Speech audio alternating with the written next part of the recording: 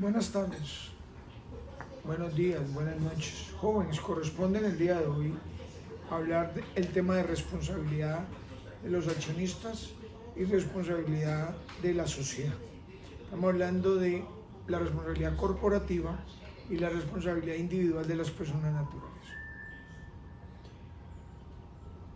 ¿En dónde está consagrado el concepto de responsabilidad inicialmente? En el Código Civil. Estamos hablando de la responsabilidad civil que conlleva la reparación civil y que media con un concepto: todo aquel que dañe está obligado a reparar. La Constitución consagra el concepto de responsabilidad del Estado. El Estado,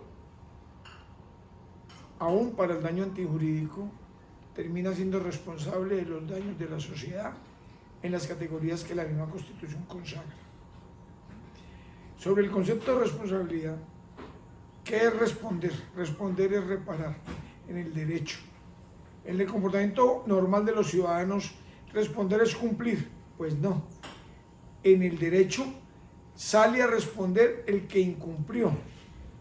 No se le llama responsable al hombre cumplido, sino que se llama a responder y a reparar a la persona incumplida. En el derecho, la responsabilidad es la acción de reparar por ser culpable de un daño provocado. Los conceptos de responsabilidad son muchos, desde la responsabilidad frente a Dios, la responsabilidad moral, la responsabilidad ética, la responsabilidad empresarial, la responsabilidad laboral, la responsabilidad de todos los órdenes. Y esto se manifiesta al interior de las organizaciones. Cuando estamos hablando de la responsabilidad de los administradores y de las sociedades, estamos hablando de la responsabilidad civil, la obligación de reparar patrimonialmente a quien se le infunde o a quien se le procura un daño. Y desde ese punto de vista se hizo necesario definir históricamente quién era administrador.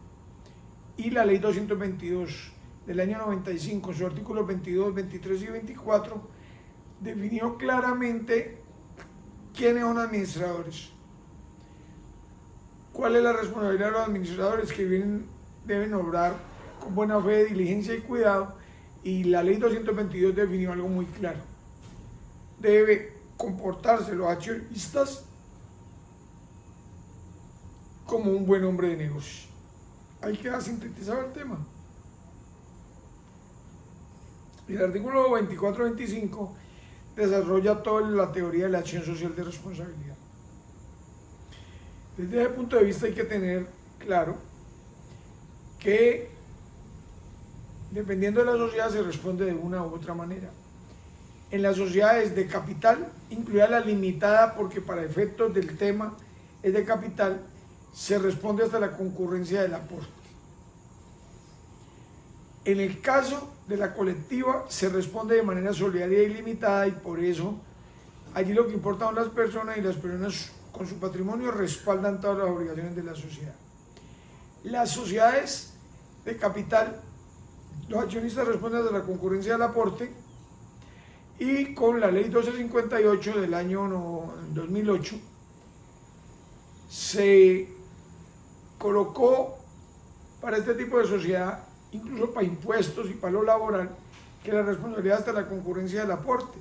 Pero se incorporó la ley 222 y se ratificó en la ley 1258 la posibilidad de desestimar el velo corporativo. ¿Qué quiere decir? Que si se comprueba que los accionistas obraron de mala fe, sin diligencia y cuidado, se destruye el velo corporativo, se destruye la personalidad jurídica y los socios entran a responder hasta con su propio patrimonio. Pero no es responsabilidad solidaria, como en el caso de los impuestos, para el caso de la limitada y para el caso de la sociedad colectiva. Estoy hablando de una responsabilidad directa, porque cuando desestimo el velo corporativo no existe limitación o división entre la responsabilidad del accionista y la responsabilidad de la sociedad. Hay que tener cuidado que cuando se desestima la personalidad jurídica no es responsable subsidiario, es responsable directo de las obligaciones, porque se entiende, destruido el velo corporativo, que la responsabilidad y las obligaciones las adquirieron directamente los accionistas.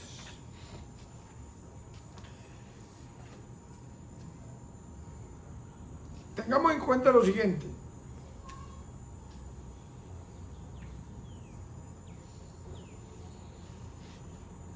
La responsabilidad a la que nos vamos a referir, la patrimonial y la de los socios capitalistas en las sociedades capitalistas, es hasta la concurrencia del aporte. Pero si se demuestra que hubo mala fe, dolo, se destruye el velo corporativo.